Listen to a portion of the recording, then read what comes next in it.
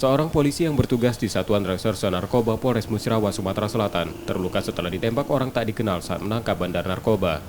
Peristiwa terjadi Kamis kemarin di Desa Bingin Jungut, Kecamatan Muara Kelingi, Kabupaten Musirawas. Saat itu penangkapan dilakukan 9 polisi, termasuk korban Bribtu Khairul Chandra.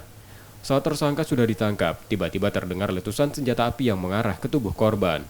Polda Sumsel Irjen Tony Harmanto menerangkan, pelaku penembakan yang lolos saat peristiwa terjadi masih dalam pengejaran. Diduga pelaku penembakan merupakan kerabat tersangka.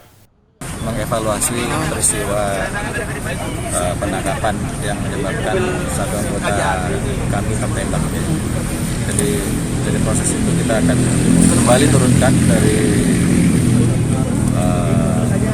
Propam kami, kemudian dari jajaran reserse. Yang jelas kita juga akan mengungkap pelaku penembakan tadi.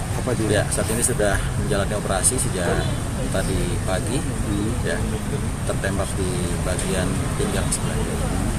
Sementara itu, Bribtu Khairul Chandra saat ini dirawat di Rumah Sakit Bayangkara Palembang. Rizky Oktora, Muklas Diferensial, Kompas TV, Palembang, Sumatera Selatan.